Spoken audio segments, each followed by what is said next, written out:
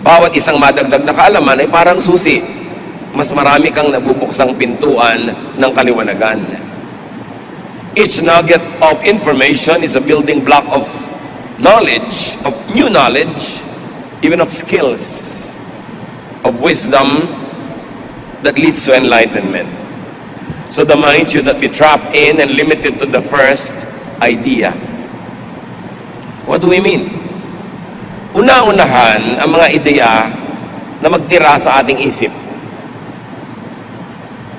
Kung may mga nag-aaway, una-unahan silang makarating sa atin para yung kanilang balita ang mauna sa atin, at kadalasan kasi ang tao tamad na mag-isip. Pag may nauna na, ayaw na niya makinig doon sa kabaligtaran o doon sa kabilang panig. Kaya kadalasan yung nauna nagsumbong doon ka nakampi. Yung nauna mong nalaman, yun ang yayakapin mo forever, ayaw mo nang makinig sa iba. Pero kung ang utak ay palalaguin natin, dapat handa ka na ipa-challenge yung idea na nakatrono, nakaupo sa iyong utak, kung may bagong dapat umupo doon. Yan, mapagkakakilanlan ang mga taong umuunlad ang isip at buhay, yung handa na isuko ang mga dati nilang iniisip kung sila ay makakita ng mas superior na kaisipan. Romans 12:2, do not conform to the pattern of this world, but be transformed by the renewing of your mind. Then you will be able to test and approve what God's will is, His good, pleasing, and perfect will. Huwag daw makiayon lang sa takbo ng sanlibutan, kundi baguhin ang sarili sa pamamagitan ng pagbabago ng paraan ng pag-iisip. So do not habitually conform to ungodly ideas. If godly and new ideas present themselves, do not habitually conform to old ideas. Old don't always mean better. Do not always conform to what is conservative. Bihira na nakabubuti yung conservative thought. Ano ba ibig sabihin ng conservative? Eh di yung word na nagko-conserve, nagpe-preserve. So kung ano yung pumasok na ideya sa iyong utak, yun ang i-conserve mo, ipe-preserve mo, hindi mo na hahayaang hamunin ng mga bagong ideya, hindi mo na isusuko sa mga mas magagandang bagong ideya, so conserve ka ng conserve. Kahit sa conservation of cultural heritage, nagko-conserve tayo ng mangilang-ilang bahay kubo, mangilang-ilang bahay na bato, mangilang-ilang pieces of architecture, pero hindi mo pwede i-conserve ang isang buong bansa sa arkitektura niya 300 years ago dahil hindi na yan kailangan. You conserve only for reference, you conserve for appreciation of what was before, but you keep changing the present, so you move forward to the future. Siyempre, may mga romantic sa bawat bayan, gusto mo i-preserve lahat ng lumang bahay, hindi naman pwede kasi kailangan tayo mag-accommodate ng mga high-rise, kailangan tayo mag-accommodate ng mga bagong itsura ng mga building na nagko-conserve ng energy, useful ang bawat space, but you conserve a few samples of those houses, of those buildings, para meron tayong reference sa nakaraan at meron tayong na-appreciate. Ganon din sa pag-iisip. It is not always good to be conservative. So keep changing your religious mind. Ang laki, ang lawak ng Diyos. Yung natutunan mo nung bata ka sa Sunday school, kailangan magbago ng magbago yon dahil umuunlad ang iyong isip. Yung natutunan mo na reading, interpretation of Scripture, kailangan patuloy yun na nahahasa, lumalawak, tumataas, dahil ang alam mo naman 10 years ago, dapat more than that ang alam mo ngayon. Ang pagkakakilala mo sa Diyos 20 years ago, dapat umaasenso, lumalalim, tumataas ngayon. So it is not always good to be conservative. It means that there's no room for growth, for change, or for development. Being conservative is not always a virtue. Kaya tingnan ninyo, sinong mga mahirap kasama at kasalamuha sa buhay? Di ba yung mga conservative? Kasi pinipilit ka nilang ipako sa isang lifestyle, sa isang mode of dressing, sa isang way of life na tapos na nung araw pa at hindi na epektibo ngayon. It is not good to be boxed in. And in a religious way, it is not good to be sectarian nor to be dogmatic. Bakit? Pag sectarian ka, sinabi mo, kasi ito ang aking religious membership. Kasi dito ako member ng ganitong church.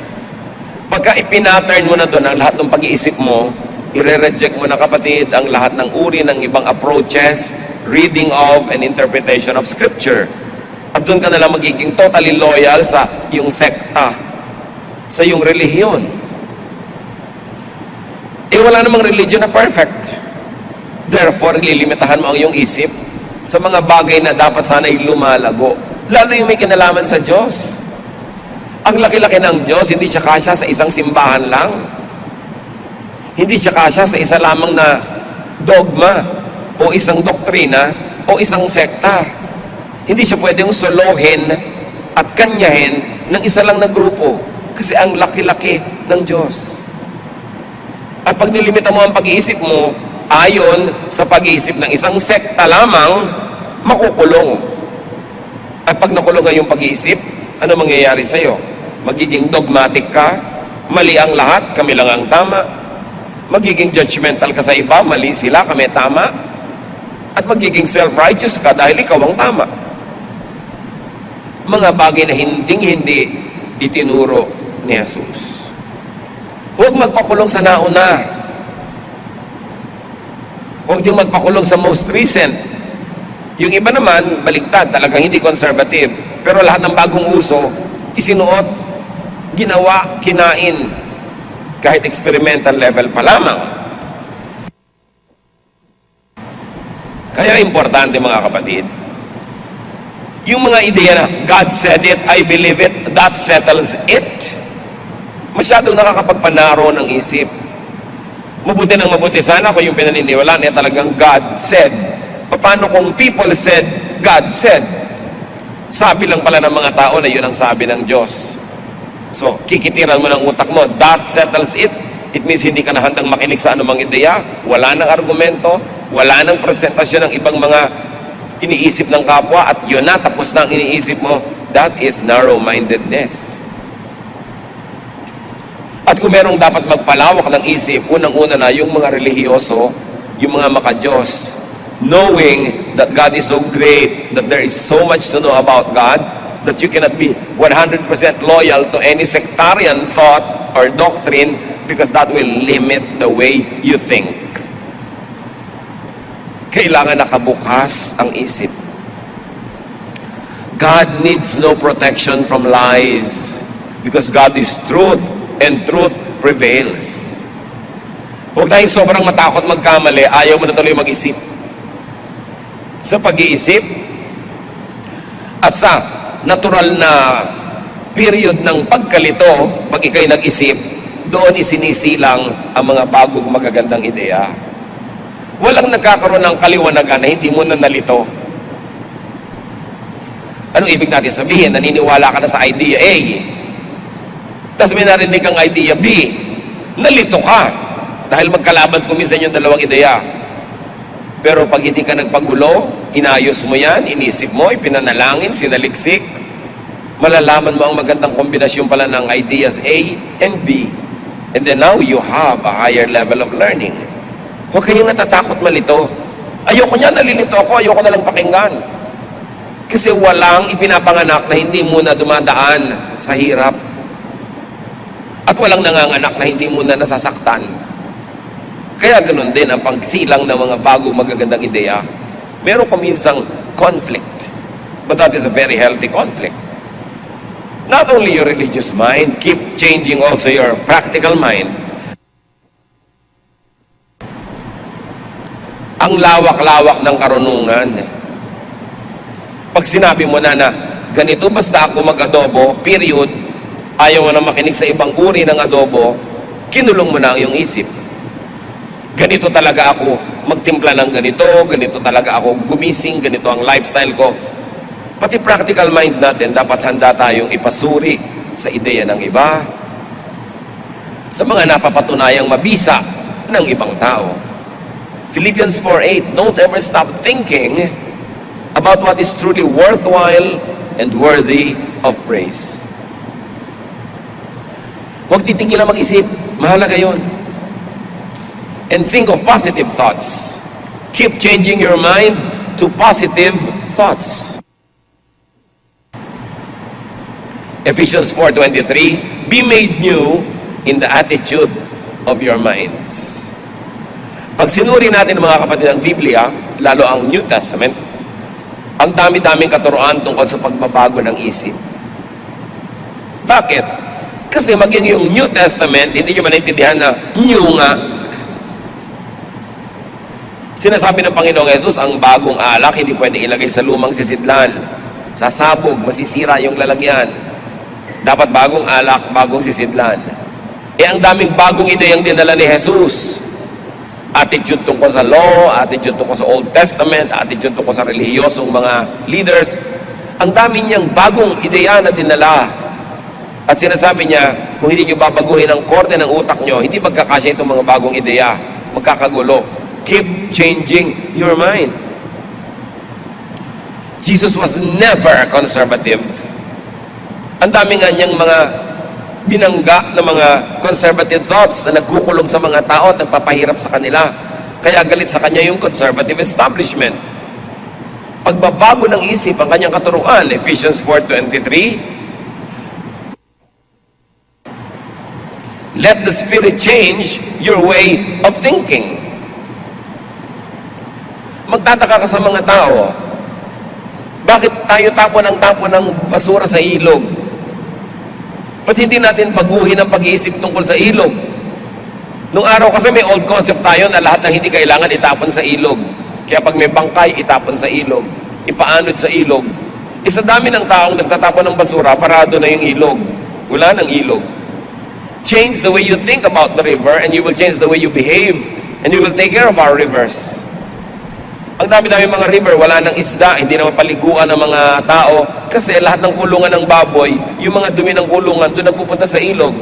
Again, it's a way of thinking. Bakit mo ilalagay ang mga dumi ng kulungan ng baboy sa ilog? Ano mangyayari sa ilog? Pagka maraming mga kababayan tayo nagkikita-kita, nagtatagpo-tagpo, tingnan nyo ang iiwang tambak-tambak na basura. Dito lang sa bulwagan ng Panginoon, tingnan nyo mga ilalim ng silya ng mga tao pagkatapos ng worship. Sari-saring kalat ang iniiwan. Mga pinagkainan, mga balutan, mga pinag-inuman. Ano tingin niya sa sahig ng bulwagan ng Panginoon? Basurahan? It's the way we think. Kailangan palitan natin ang attitude tungkol sa basura na mas matanggal ko sa sarili ko, maitapong ko, okay na ako. It has to be disposed of properly. Mahirap pa sa mga tao magdala ng mga mumunting mga plastic bags, kung may mga kalat-kalat silang nalilikha, balutan ng mga candy, etc., etc., doon nila ilagay. At pagdaan nila sa isang matinong basurahan, doon nila ilagay, hindi kung saan-saan bitawan. It's the way we think. Pag tinitingnan natin ang mga problema ng ating lipunan, ang mga bus, kahit saan na lang nagbababa at nagsasakay, kasi ang gusto lang niya, siya ang makakuha ng pasahero, it's the way the drivers think. But also because it's the way the operators think. Why? Kasi porsyentohan ng mga driver ng bus. So gusto nila magsakay na magsakay kahit punong-puno na. Magmadali para makarating agad doon sa dulo at makapagsakay uli para dumami ang porsyento nila. Sasabihin naman ng iba, bakit hindi natin lang bigyan ng fixed salary ang mga driver para hindi sila ganon? Pag binigyan mo naman ng fixed salary, hindi na magdadrive. Ang bagal-bagal na kahit walang pasahero, okay na sa kanila kasi fixed naman yung salary. So sinong may problema? Yung operator, yung pasahero na kahit saan gustong bumaba at sumakay, bababa at sasakay, yung driver, sino? Lahat, ang buong lipunan. So sino nagdurusa? Tayong lahat. Nakita nyo lang kaguluhan ng mga public cemetery natin? Wala ka ng lakaran? Nung nakatalikod ka, biglang merong naglagay ng nicho dito sa daan, may lumampas, merong nakatagilid, may nakatiwarek, patong-patong, ang gulo-gulo ng lipunan natin. We should change the way we think. Sobrang makasarili ang mga tao, hindi iniisip ang ikakabuti ng komunidad at lahat naman tayo nagdurusa. Kaya si Jesus mismo ang itinuro niya sa mga tao, baguhin nyo ang inyong pag-iisip. Hindi pag wala kang pera, ang iniisip mo, kanino kaya makautang? Again, it's a kind of thinking. But hindi mo iniisip, paano kaya ako kikita? Hindi yung paano kaya ako manghihingi. Pag-iisip, mahalaga. So let the Spirit change your way of thinking so you'd become more and more godly. Newness, renewal comes with new and renewed thinking. At sabi sa 1 Peter 1:13, be alert and think straight. Kailangan mapagbantay. Kasi laging mayroong gustong umakay sa ating isip at dalhin sa direksyon na gusto nilang puntahan natin. Piliin ang pinapakinggan. Huwag makinig lagi sa mga sulsol, sa mga emosyonal na mga lapit sa atin ng mga tao dahil lumalabo ang ating pag-iisip. Kung paano ka mag-isip, yan ang magiging buhay mo. Nakikita nyo, may magkakapatid, pare-pareho ng buhay nung maliliit. Pag nagtandaan, nagkakaiba-iba ng buhay kasi iba-iba mag-isip. Merong tamad mag-isip. O ang iniisip, puro katamaran, puro humingi, puro umasa sa iba, habang buhay ka nun. Meron naman ang iniisip kung paano lilikha ng kayamanan, paano magtatrabaho, umaasenso sa buhay. Kung paano ka mag-isip, doon ang magiging punta ng iyong buhay. Kaya kailangan malaya ang tao na mag-isip ng tama. John 8:32, you will know the truth, and the truth will set you free. Free from hell, free from ignorance, free from difficulties and hardships that are not necessary in life, free from the imprisonment of the mind. Knowledge sets free. Bakit ginagamit yung word na freedom? Kasi alam na alam ng Bible writers na ang utak ng mga tao nakakulong. Kaya sinasabi, truth sets free. Sino bang pinapalaya? Di ba yung nakakulong? Kasi alam ni Jesus ang tao nakakulong sa kamalian. Nakakulong sa maling paraan ng pag-iisip. Kaya gusto niyang palayain ang mga tao mula dito. Nakikita ninyo, may mga bansa na biglang lumalaya. Ang dami-daming bansa sa Africa. Dati, colonized sila ng mga Western monarchies. Nung nagrevolusyon sila at lumaya, ano nangyari? Ang dami-daming banana republic. May isang republika ngayon, may coup next week, bagong republika, nakakalimang republika na sila sa loob na isang buwan. Ubusan sila ng ubusan, patayan sila ng patayan. Mainam pa nung iba ang mga masters nila na foreigner na namamahalang mabuti. Kasi iba ang takbo ng mentalidad.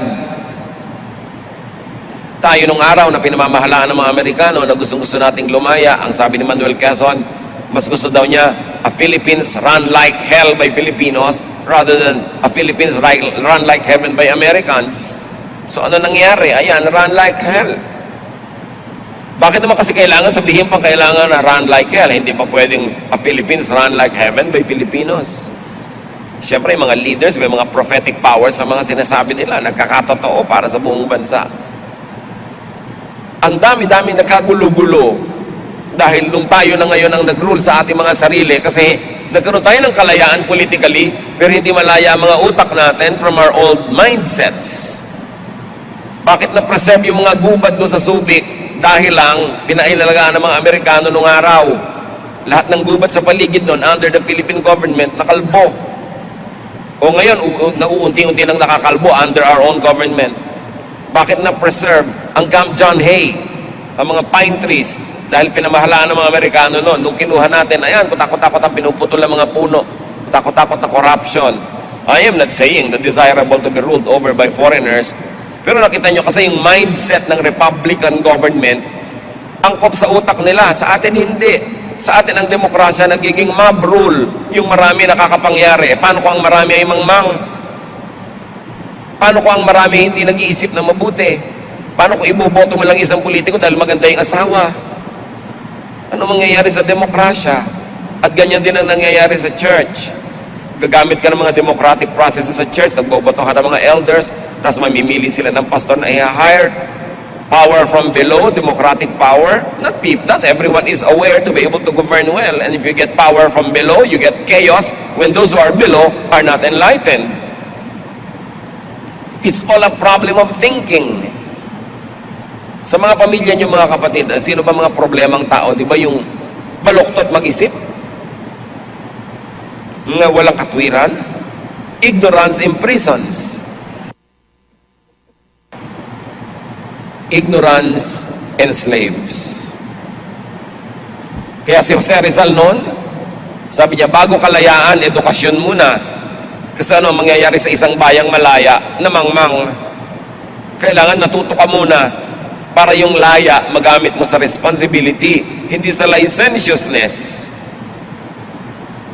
Katulad din ng mga lumalaya sa Panginoon dahil may eternal security, anong gagamitin nila para sa mga pamumuhay na sobrang sama? Dahil sabi nila, secure na kasi ako. Ginamit yung kalayaan sa mali. Ang kalayaan ay bagay sa mga taong marurunong. Pag pinalaya mo politically ang mga tao hindi marurunong, sila magpapatayan, sila mag-uubusan. At sila hindi nila mamahalin yung public institutions. Ignorance of the majority empowers the cunning minority. Even the monarchy and priesthood. Napakatagal, mga kapatid, na ginusto ng mga nagaharing mga uri sa lipunan like the elite, the monarchs, and the priesthood na panatilihing mangmang ng mga tao. Kasi ang mangmang ng mga tao ay madaling pasunurin, madaling abusuhin. Kaya merong isang quote dito sa play ni Oscar Wilde, The Importance of Being Earnest, na gusto kong i-share with you because it encapsulates the idea of the elite about the masses. Sabi ni Lady Bracknell, isang elitistang mayamang babae, I do not approve of anything that tampers with natural ignorance. Ignorance is like a delicate, exotic fruit. Touch it, and the bloom is gone. The whole theory of modern education is radically unsound. Fortunately, in England, at any rate, education produces no effect whatsoever. If it did, it would prove to be a serious threat to the upper classes and probably lead to acts of violence in Grosvenor Square. Itong si Oscar Wilde, nakulong ito dahil sa kanyang mga pitik, no, at mga pilantik niya against the aristocracy at sa kanyang lifestyle that was not in conformity with the times of his life. Pero lumalabas sa karakter nitong babaeng ito na mas gusto ng mga elite, mas gusto ng mga nangunguna ay mga tao para sila lang ang marunong, para mamanipulate nila ang mga tao sa kanilang ikabubuti. Kahit sa religion, ganun mga kapatid. Gusto ng maraming mga preachers, teachers, mga leaders, mangmang ang mga tao. Para kung ano na lang ang sabihin nila sa pulpito, yun na ang katuruan. Para kung anong ituro nila sa kanilang mga classes, yun na. At ang mga tao hindi na nag-iisip para sa sarili, hindi na nagsasaliksik. Mas madaling i-manipulate. Madaling pasukahin ang mga donation. Madaling pilipitin at gamitin. But that is not the way of Jesus. Jesus teaches the truth, and the truth sets free. Kaya si Marx, na number one critic ng established religion, sabi niya, religion is opium to the people. It's not always true. Religion is good if it's used well. But it is true also that religion could be misused. Pampabangag sa mga tao. Pampamanhid sa mga tunay nilang mga sakit. Panglasing, panglibang, addictive, para ang mga nagahari ay manatiling makapangyarihan. Kaya ang unang ibinuwag ng mga socialist at communist states nung araw ay yung simbahan. Kasi sinasabi nila, yan ang tagapagpairal ng mga kamangmangan at pambangag ng mga tao. Up to a point, there might be truth in it, but it's not totally true because religion could also be used to set people free like Jesus used it. Kailangan lang kanino ka nakikinig, ano sinusundan mong ideya para lumaya ka ba o ikaw ba ay makukulong ng kamangmangan. Not the first by whom the new is tried, nor yet the last to lay the old aside. Importante. Mag-ingat din naman, hindi lahat ng bagong uso, isasakay ka na agad. Sabi, huwag naman ikaw kauna-unahang sumakay sa bagong uso kasi hindi pa nasusubukan eh. Pero huwag naman ikaw kahuli-hulihang magbitaw sa mga luma. Kahit sa church life, ang daming uso. Uso ang ganitong paraan ng pagtuturo, uso yung ganitong administration, uso yung ganitong paraan ng pagkanta. Ang daming mga tao litong-lito na dahil tuwing umaten yung kanilang leader sa isang seminar, lalo abroad, pag uwi, may bago na namang uso. Nagkakagulo-gulo yung mga tao, nagkakandalito-lito. Don't be the first by whom the new is tried, nor yet the last to lay the old aside. Sabi ni Alexander Pope. May wisdom, obserbahan mo muna yung bago. Pero pag nakita mong effective, doon ka nalang unti-unting makiuso doon. Huwag ikaw yung nauuna, hindi mo pa nasusubukan eh. Dahil yung mga disadvantages sa iyo mapupunta. But always be free to grow. Colossians 3:1-2. You have been raised to life with Christ. Now set your heart on what is in heaven, where Christ is and rules at God's right side. Think about what is up there, not about what is here on earth. Pinabangon na daw tayo at itinaas kasama ni Jesus, so ang utak natin dapat nasa taas, wala sa baba. Hindi laging geographical yung sinasabing langit na nandun sa malayo. This verse could be read as, think like Christ, put your mind in the heavens, palaguin ng utak, palakihin, pataasin ang pag-iisip, para maabot mo ang mga makalangit at matataas na bagay. Heaven could also mean a mindset, a level of thinking and awareness. 2 Corinthians 3:18, the Lord's Spirit makes us more and more like our glorious Lord when we get to think like the Lord. Goal ng mga Kristiyano, maging Christ-like. How will you be like Christ? Only when you think like Jesus. Not by doing what Jesus did, nagpapapako ka sa krus, kung ano-anong gagawin mo, kinokopya mo yung ginawa niya. No. Think like Jesus thought. And you will be like Him. Ang pinakakamukha mo naman eh, yung taong kamukha mo mag-isip. Yun ang pinakakasundo mo, at yun ang pinakaswak sa iyong sariling mga values. So mga kapatid, keep examining your thoughts.